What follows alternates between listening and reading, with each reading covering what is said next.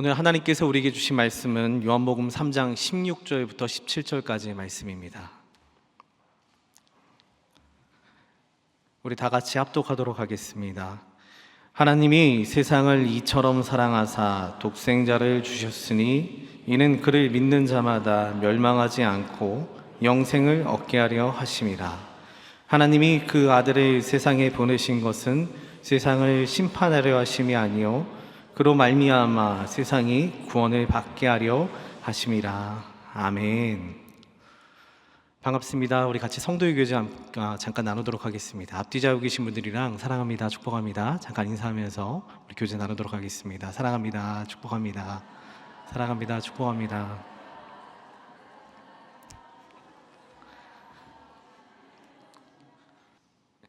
우리 신앙생활 하다 보면은 혼자 신앙생활하는 것처럼 느껴질 때가 참 많습니다. 그러다 보니까 우리가 성도의 교제를 하는 것이 마땅하다고 여겨집니다. 나가면서 인사하는 것도 마찬가지고요. 이 자리에서 함께 신앙적 교제 나누는 것은 우리에게 있어서 의무이자 가장 좋은 시간입니다.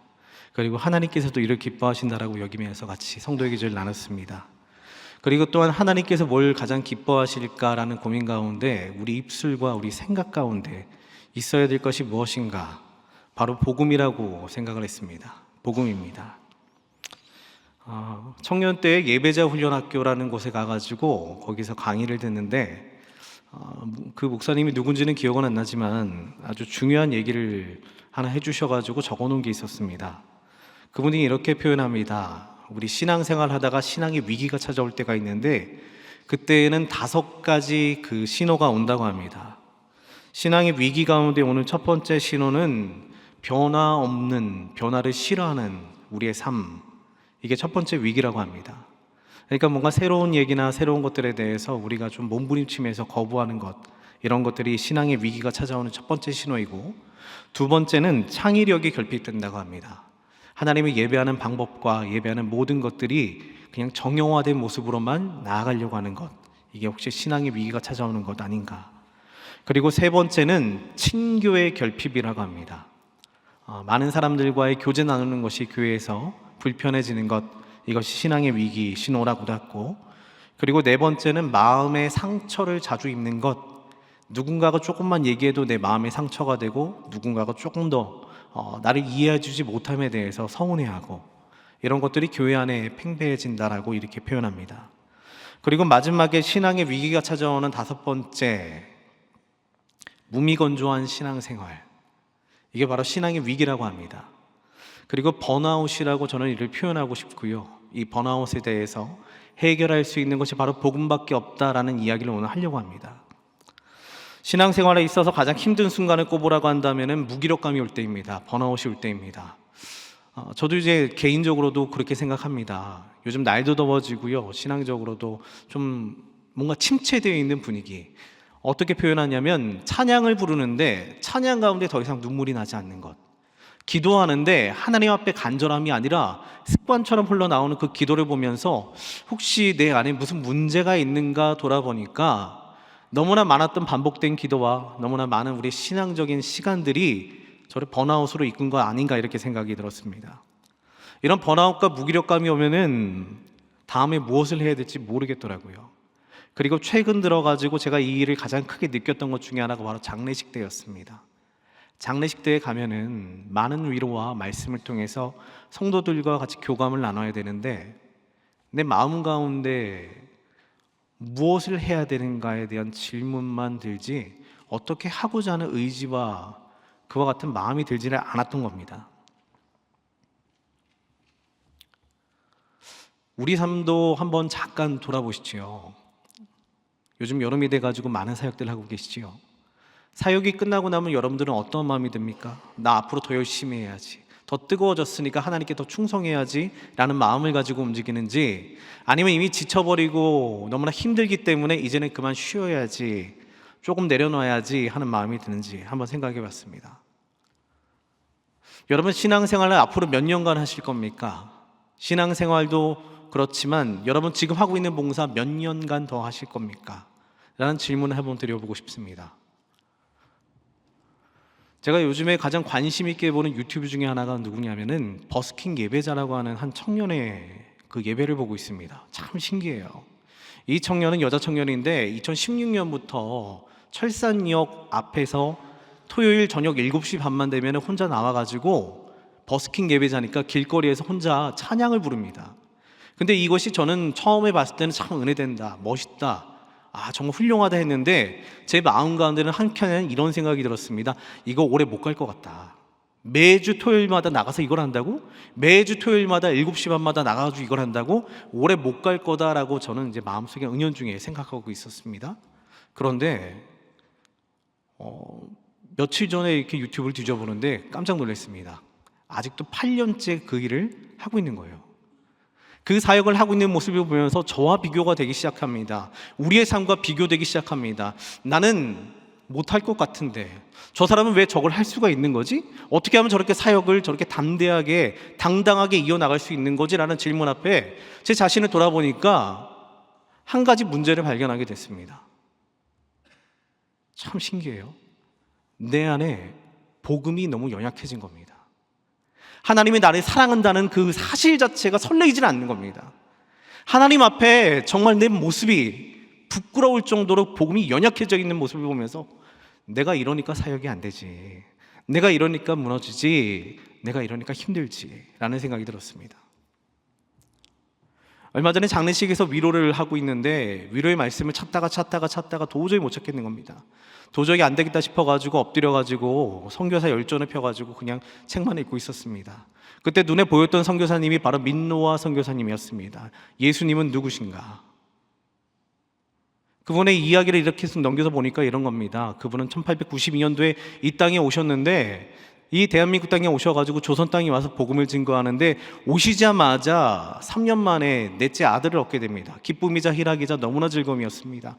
그런데 하나님께서 불과 몇 년 되지 않아서 그 아들을 데려갑니다. 마음에 슬픔이 찾아옵니다. 하나님께도 정말로 원망스럽습니다. 그러나 절망하지 않고 실망하지 않고 다시 일어나가지고 복음의 사역을 시작합니다. 그리고 나서 또 하나님께서 선물로 또 아들을 주십니다. 이번에 아들을 태어나면은 이 아들 잘 키워야지, 잘 길러야지, 믿음 안에서 잘해야지, 하나님께서 복 주신 거야 라는 믿음을 가지고 살아가는데 그 아들조차 태어나자마자 하나님께서 데려가십니다. 절망입니다. 근데 심지어 1년 뒤 자신의 아내가 자식들을 잃었다는 그 아픔 가운데 그 아내도 하나님께서 데려가십니다. 완전히 절망이잖아요. 일어날 힘이 없을 것 같아 보였습니다. 이러면 더 이상 사역 안 해도 그 누가 뭐라고 안 합니다. 이건 번아웃 이상입니다. 절망이기 때문에 누가 이분에 대해서 왈가왈부할 수 없습니다. 그런데 그때 수많은 사람들이 물었답니다. 민노아 선교사님, 당신이 말하는 예수님 믿었더니 왜 그렇게 삶이 어렵습니까?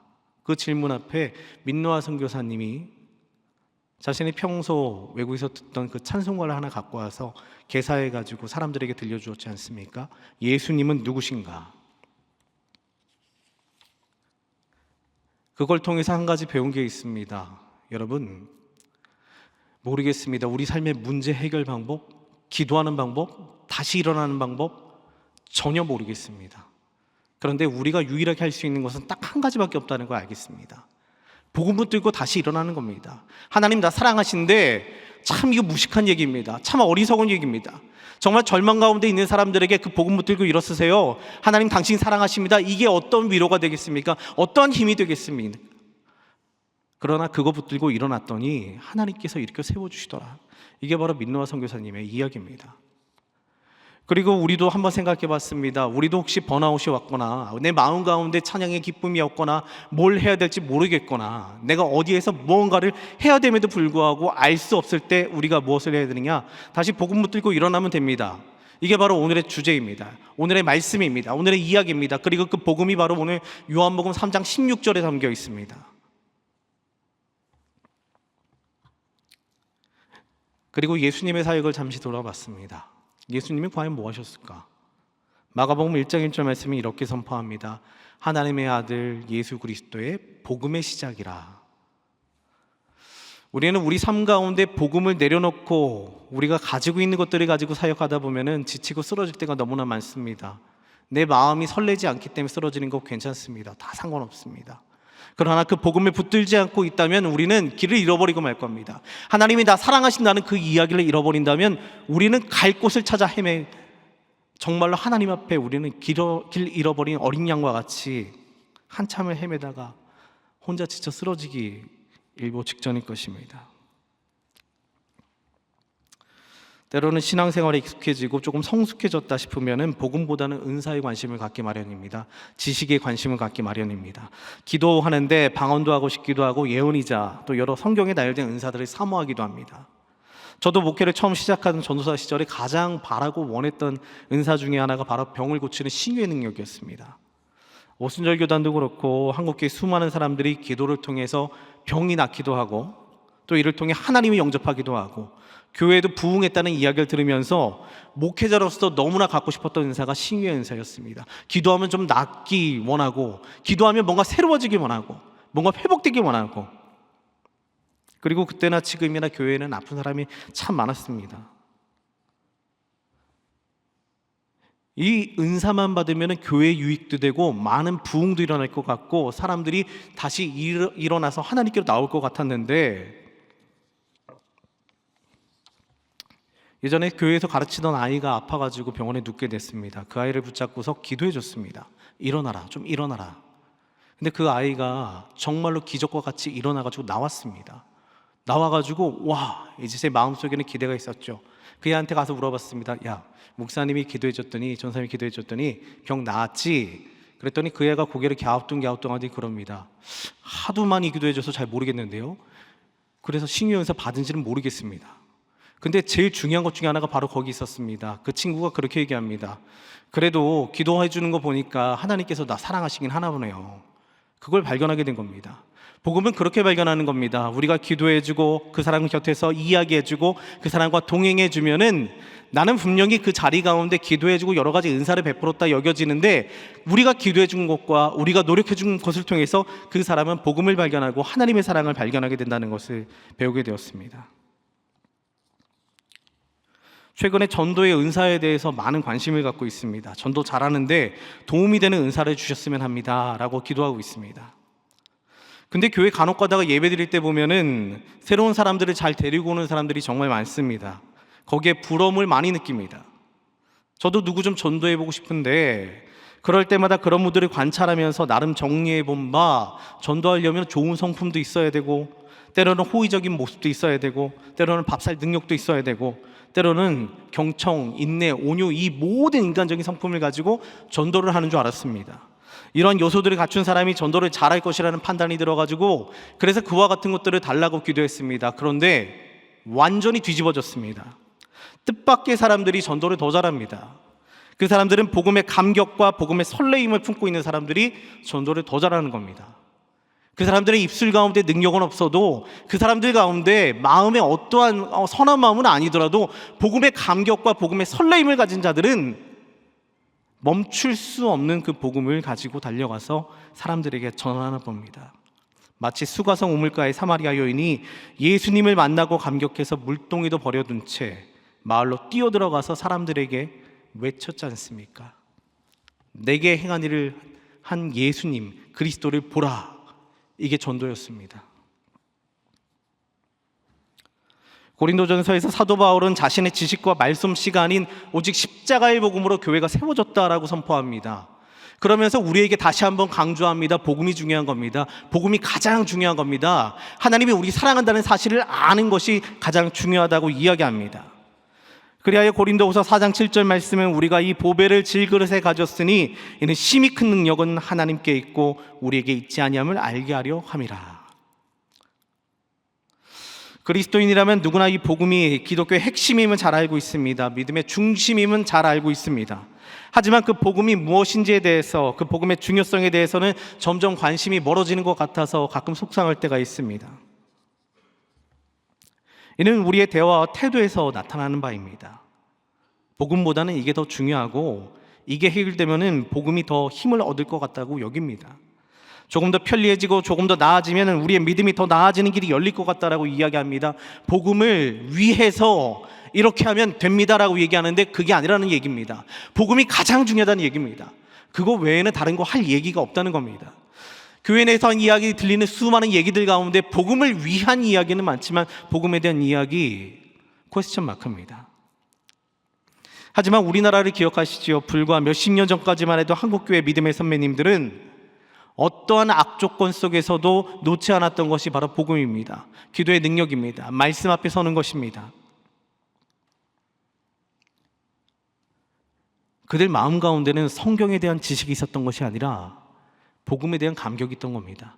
하나님이 나 같은 사람도 사랑한대 라는 감격 속에서 무너지지 않았던 겁니다. 그게 한국교회입니다. 하지만 요즘은 좀 달라졌습니다. 날이 덥다는 핑계로 신앙의 나태해짐을 용납합니다. 또 반복되는 예배와 똑같이 들리는 말씀 앞에 믿음의 권태가 오므로 쉽사리 용서합니다. 찬양이 들리면 그 앞에 앉아서 하염없이 흘리던 눈물과 회개의 기도도 약해진 것 같습니다. 그저 바쁘고 삶도 예배야 라는 넉살 좋은 핑계로 예배 자리로 모이는데 더 힘을 다하지 못하는 것 같아 하나님 앞에 죄송할 따름입니다. 그때 이게 묻게 됩니다. 하나님, 우리 이래도 괜찮습니까? 이게 정상인가요? 여러분, 우리가 뭐가 잘못됐을까요? 우리가 잘못된 것이 아닙니다. 복음에 대해서 조금 더 집중해야 될 때란 이야기입니다.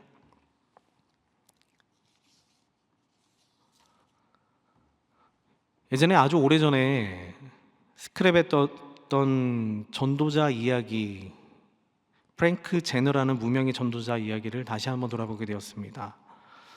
이 사람은요, 호주 시드니에서 조지 스트리트에서 2가지 질문과 전도지 한 장으로 40년간 노방 전도를 한 사람입니다. 신뢰합니다, 선생님. 선생님께서는 구원 받으셨습니까? 당신이 만약 오늘 밤 죽는다면 천국에 갈 수 있습니까? 이런 전도를 40년간 했지만 열매는 하나도 없었다고 본인이 그렇게 이야기를 합니다. 이분의 이야기를 보는데 궁금증이 생긴 겁니다. 무엇이 이분을 40년 동안 전도하게 만들었을까? 무엇이 이분을 40년 동안 뜨겁게 만들었을까? 무엇이 이 사람을 흔들림 없이 하나님 앞에 서게 만들었을까? 그런데 답이 너무 쉬웠습니다. 바로 예수님 때문이었습니다. 바로 복음 때문이었습니다. 하나님이 당신을 사랑한다는 사실을 단 하루도 잊지 않았기 때문에 매일과 같이 나가서 복음을 증거할 수 있었다는 것이 바로 이분의 간증입니다. 그러다 보니까 우리의 삶에 있어서 가장 중요한 것이 복음이라는 것을 이에 대해서 더 강조할 수밖에 없어졌습니다.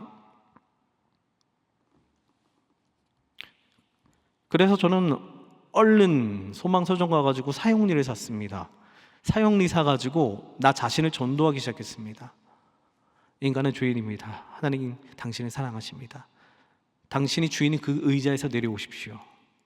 그거 보는데 마음에 감격은 없더라도 내 마음의 선명함이, 복음에 대한 명확함이 찾아오기 시작합니다. 뭘 해야 하는지. 이 복음의 내용은 우리가 다 잘 알고 있는 내용입니다. 하나님이 세상을 이처럼 사랑하다 독생자를 주셨으니 이는 그를 믿는 자마다 멸망하지 않고 영생을 얻게 하려 하심이라. 하나님께서 우리를 사랑하신다는 이야기를 오늘 다시 한번 선포합니다. 이는 우리에게 있어서 날마다 기억되어야 되며 날마다 선포되어야 하는 이야기지만 우리는 이 이야기를 이미 안다는 그와 같은 마음 때문에 더 이상 귀 기울이지 않습니다. 더 이상 마음을 두지 않습니다. 그러나 하나님께서 우리에게 있어서 가장 중요한 말씀, 이 말씀은 날마다 우리에게 상고되어야 되며 날마다 입술 가운데 담겨져 있어야 되며 날마다 기도 가운데 찬양 가운데 담겨져 있어야지만 우리는 그와 같은 무기력감에서, 길 잃음에서 빠져나올 수가 있게 되는 겁니다.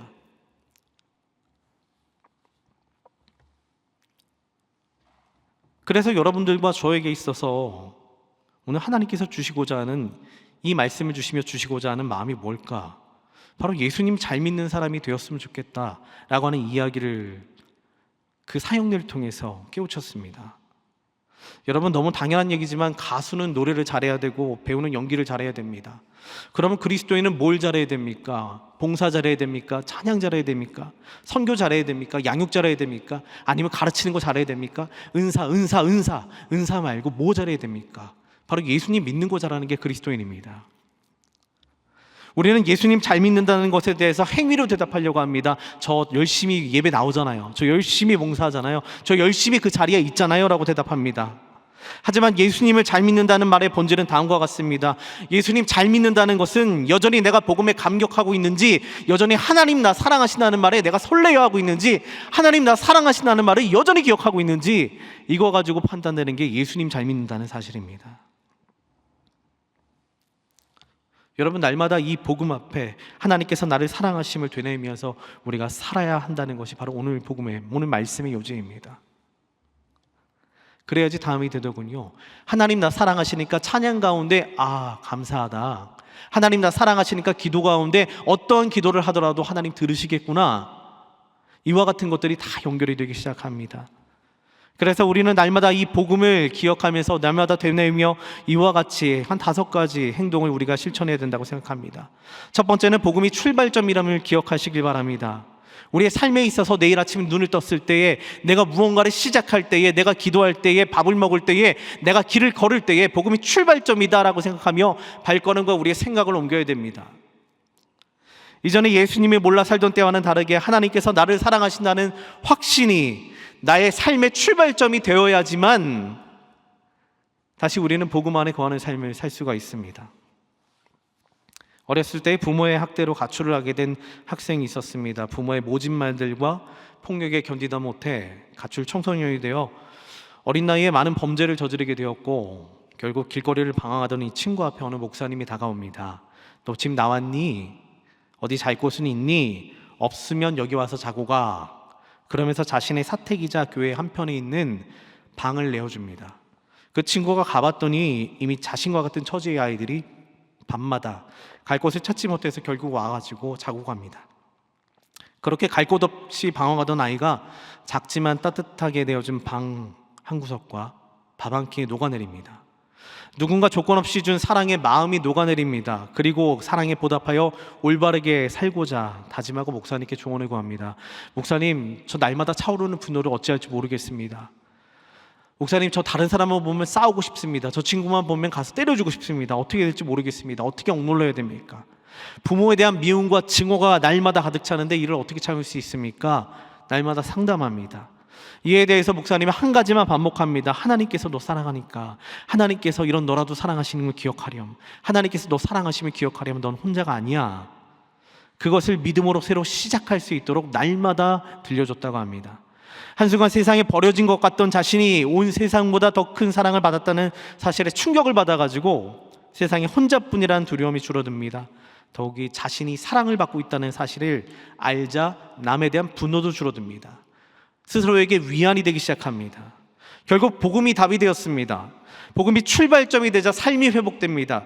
복음이 출발점이 되자 분노가 사그라듭니다. 복음이 출발점이 되자 관계가 회복됩니다.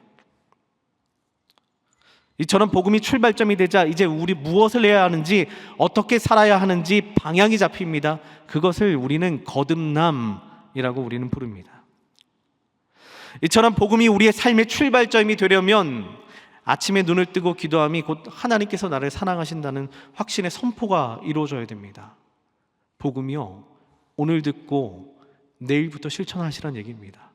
내일 아침 눈을 떴을 때에 하나님께서 나 사랑하시네, 그 복음 앞에 하루를 출발점으로 삼는다면 세상을 향해 나아갈 때도 하나님 나 사랑하신다는 확신이 우리의 발걸음을 움직이는 첫 출발점이 되어 담대하게 나아가게 할 것입니다. 그 복음이, 하나님 나 사랑하신다는 그 사실이 죄로 향하는 발걸음으로부터 우리를 멀어지게 할 것입니다. 그 복음이 힘겨운 삶에도 무너지지 않게 하는 원동력이 될 겁니다. 버팀목이 될 겁니다. 그리고 그 복음, 하나님이 나 사랑하신대 라고 하는 그 말이 우리의 방황을 끝내줄 이정표가 될 것입니다. 여러분, 언제라도 헤매고 있다는 마음이 들거든, 내 마음에 있어서 감격이 없거든, 다시 복음으로 돌아가시면 됩니다. 하나님께서 자신의 아들을 주실 만큼 우리를 사랑하신다는데 그 누가 우리를 무너뜨리겠습니까? 고린도전서 15장 55절 57절 사망아 너희 승리가 어디 있느냐? 사망아 내가 쏘는 것이 어디 있겠느냐? 사망이 쏘는 것은 죄요 죄의 권능은 율법이라 우리 주 예수 그리스도로 말미암아 우리에게 승리를 주시는 하나님께 감사하노니. 아멘. 여러분, 이처럼 복음은 우리에게 승리를 주시는 유일하며 강력한 하나님의 약속임을 다시 한번 믿으며 하루의 출발점으로 삼으시길 바랍니다. 두 번째는 복음을 맥락으로 삼으시기 바랍니다. 맥락은 앞과 뒤를 연결해 주는 것이지요. 여기에서 복음을 맥락이라 하면 우리 모든 삶을 관통하는 모든 사건과 일들, 모든 것들에 대해서 복음과 연결시키라는 이야기입니다. 마치 척추와 같이 내 몸이 연결되어 있듯이 복음과 연결되어서 내 모든 것들을 판단하고 내 모든 것들을 그와 같이 움직이라는 이야기를 하고 있는 겁니다. 여러분, 그리스도인들에게 선교와 구제에는 정답이 없습니다. 각자의 상황에 맞춰서 할 따름입니다. 의술을 가진 자는 의술을 통해 선교를 하게 되며, 문화적 재능을 가진 자들은 각자 재능을 통해서 말씀을 증거합니다. 또 음식을 잘하는 자들은 먹거리로 선교합니다. 이게 바로 복음이 맥락이 되어서 나의 사명을 감당하는 겁니다. 복음이 맥락이 되어서 나의 일을 감당하는 겁니다. 내 모든 시간, 순간, 모든 것들을 다 복음과 연결을 시켜가지고 그 복음으로 인하여서 내 삶이 움직일 수 있도록 하는 것이 바로 복음의 맥락입니다.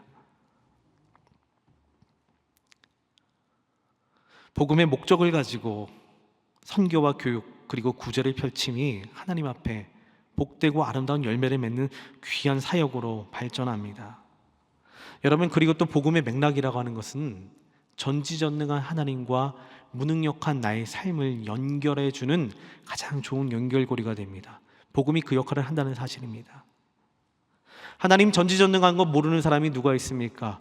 하나님께서 정말로 놀라우신 분임을 모르는 사람이 누가 있습니까? 근데 그 놀라운 하나님과 나를 연결시켜주는 것이 바로 복음이라는 사실입니다. 그 하나님이 나를 사랑하신데 이 말 한마디가 우리를 연결시켜주는 겁니다. 그렇기 때문에 이 복음과 연결되어서 나의 삶과 나의 행위들을 이루어 나가시길 바랍니다. 그리고 세 번째, 복음은 원동력입니다. 복음을 원동력으로 삼아서 살아가시길 바랍니다. 복음으로 인해 일어나게 되면은, 복음으로 인해 움직이게 되면은 여러분, 복음으로 인해 살아나게 됩니다.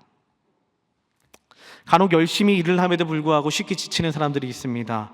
다음을 기약할 수 없는 사역자들이 있습니다. 사역들이 있습니다.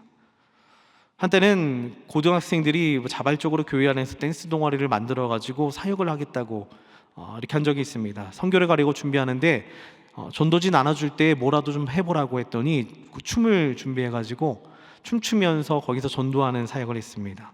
근데 호응이 너무 좋은 겁니다. 선교뿐만이 아니라 주변 학생들에게 소문이 나서 많은 아이들이 교회를 찾아옵니다. 춤 배우려고. 그렇게 승승장구합니다. 나름 지역사회에 많은 행사에 초청되고 마치 교회 이름이 많이 올라가는 것처럼 많은 사람들에게 좋은 영향력을 미치기 시작했습니다. 근데 그렇게 잘 되던 동아리가 점점 시들해집니다. 서로에게 있어서 불만과 불평이, 또 투정이 시작이 됩니다. 결국엔 잘 나가던 동아리가 불화가 생겨서 깨어질 상황까지 놓이게 됩니다.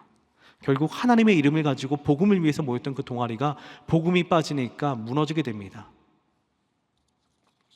이후에 그 없어져 버린 동아리 가운데 한 고3 학생이 그때를 기억하고서 저희가 길거리에서 찬양하면서 이렇게 복음 증거하는데, 자기가 나와서 율동이라도 하겠다고, 그렇게 해가지고 같이 나와서 그래 율동하렴. 그래서 찬양하는 데서 옆에서 서가지고 율동하기 시작합니다. 근데 거기서부터 놀라운 기적이 다시 시작됩니다. 그때 그 아이들이 다시 모이기 시작합니다. 복음 증거하는 자리 가운데 복음 때문에 회복되는 역사가 일어나기 시작합니다. 바로 복음이 그들을 움직였던 원동력이었던 것입니다. 복음이 우리의 삶을 움직이는 것이었습니다. 근데 그 복음이 빠지니까 무미건조해지고 우리 마음 가운데 어떠한 능력도 발휘가 되지 못했던 겁니다. 이를 발견하자 복음을 놓지 못하는 삶이 되어버립니다. 이게 바로 복음의 원동력 있는 삶입니다. 그리고 네 번째, 복음이 전부임을 기억하시길 바랍니다. 복음은 가치를 매길 수 없는, 그 세상과 무엇과도 바꿀 수 없는 것이 되어야 됩니다. 어느 젊은 목사님이 이런 예를 드시더군요. 동남아 여행 중에 목사님께서 시장에 들렀더니 마음에 드는 물건이 있더랍니다. 그래서 구입하려고 물어봤더니 터무니없이 높은 가격을 부르고서 깎아보려고 하는데 안 깎아주더랍니다. 주인은 절대로 할인은 없다면서 그 똥꼬지 부려가지고 물건을 못 사셨답니다. 근데 이를 겪으면서 한 가지를 깨우쳤다라고 얘기합니다. 어떠한 물건의 가치는 주인이 타협하지 않는 부분까지 라는 사실을 깨우쳤다고 합니다. 예를 들어서 이 물건이 100만 원이라고 합시다. 그럼 누가 이걸 가지고 90만 원에 달라고 그래요. 근데 나에게 있어서 100만 원짜리 물건이 90만 원에 달라고 한다고 그래서 90만 원에 타협을 합니다. 그럼 그 물건은 100만 원짜리가 아니라 90만 원이 됩니다. 이 사실을 보면서 복음에 대해서 적용을 해봤다고 합니다. 여러분, 복음의 가치는 얼마나 매기고 있습니까? 처음 우리가 주를 만난 날 그 복음은 나에게 있어서 전부였습니다. 그 복음은 나에게 있어서 능력이었습니다. 가장 최우선이 되는 거였습니다. 근데 어느 한순간 되자마자 그 복음에 대해서 타협하기 시작합니다. 세월이 지나서 그런지 복음의 가치가 떨어집니다. 이제는 어느 정도 복음의 가치를 내려놓고서라도 세상의 것도 같이 취하려고 합니다. 그만큼 복음의 가치가 떨어지게 됩니다. 그러기에 이제 그것을 다시 회복하라는 겁니다. 복음 때문에 바꾸지 않는 것들이 있어야 됩니다. 복음과 바꿀 수 없는 그 예수 그리스도의 사랑을 우리가 기억해야 되는 것입니다. 그리고 마지막 복음은 결론입니다. 예수 그리스도를 믿는 자들에게 있어서 복음은 우리의 모든 삶과 사역의 마지막이어야 됩니다. CCC 그 설립자인 고 김중곤 목사님, 여러 가지 말도 많지만 수련회 때마다 외치게 했던 것이 하나 있었습니다. 바로 백문일답. 모든 질문에 있어서 답이 오직 예수 그리스도로 답하는 선포입니다. 그 백문일답을 보면은 참 말이 안 되는 것들도 굉장히 많아요. 근데 제가 몇 가지 기억하고 있어가지고 좀 나눠볼까요? 길이요 진리요 생명 되신 분은 누구십니까? 예수 그리스도. 우리 삶의 진정한 주인이 누구십니까? 예수 그리스도. 우리 삶의 이유가 무엇입니까? 예수 그리스도. 어떻게 미움을 사랑으로 바꿉니까? 예수 그리스도. 절망에서 소망이 생길 수 있습니까? 예수 그리스도. 병든 사람에게, 죽어가는 사람에게 전할 메시지는 무엇입니까? 바로 예수 그리스도. 우리를 죽도록 사랑하시는 분의 이름은 누굽니까? 예수 그리스도. 이렇게 우리의 삶의 모든 답은 예수 그리스도 복음이 되어야 된다는 사실을 그 당시 배웠습니다. 그리고 그분을 증거하며 믿도록 인도하는 길이 바로 오늘 말씀 요한복음 3장 16절과 17절 말씀입니다. 17절 말씀은 그 하나님의 마음을 이렇게 표현합니다. 하나님이 그 아들을 세상에 보내신 것은 세상을 심판하려 하심이 아니요 그로 말미암아 세상이 구원을 받게 하려 하심이라. 복음은 누군가를 정죄하고 죽이기 위한 말씀이 아닙니다. 우리의 의식주 문제를 뛰어넘게 만드는 능력이 복음에 있습니다. 하나님 사랑하심에 있습니다. 우리의 아픔과 고통을 뛰어넘게 만드는 것이 하나님 사랑하신다는 복음에 있습니다. 염려와 걱정으로 인해 쓰러진 다리를 일으켜 세움이 바로 복음의 능력입니다. 여러분, 그 복음을 다시 한번 오늘 들려드립니다. 요한복음 3장 16절과 17절 말씀을 읽고 오늘 말씀을 마치겠습니다. 하나님이 세상을 이처럼 사랑하사 독생자를 주셨으니 이는 그를 믿는 자마다 멸망하지 않고 영생을 얻게 하려 하심이라. 하나님이 그 아들을 세상에 보내신 것은 세상을 심판하려 하심이 아니요 그로 말미암아 세상이 구원을 받게 하려 하심이라. 아멘. 오늘도 복음으로 승리하는 여러분 되시기를 주님의 이름으로 축원드립니다. 기도하겠습니다. 사랑과 은혜가 풍성하신 하나님 아버지 감사합니다. 우리의 삶 가운데 무기력이 찾아오거나 어려움이 찾아올 때에 우리는 해답을 어떤 지식과 재능과 은사 가운데 찾으려 하지만 사실은 그 모든 것들이 해답이 아니라 오직 정답은 복음, 하나님께서 우리를 사랑하신데 그 말 한마디가 곧 우리를 살리는 것임을 다시 한번 돌아봅니다. 요한복음 3장 16절 이 말씀을 우리 삶 가운데 날마다 기억하며 매일의 아침을 깨울 수 있게 하시며 매일 눈을 감을 때마다 이 복음으로 하루를 끝낼 수 있도록 도와주시옵소서. 이제 발걸음을 세상으로 옮기는 귀한 주님의 자녀들에게 이 복음이 승리의 나팔이 되게 하시며 세상 속에서도 주님과 연결되는 귀한 맥락이 될 수 있도록 도와주시옵소서. 이 모든 간구 거룩하신 예수님의 이름으로 기도드립니다. 아멘.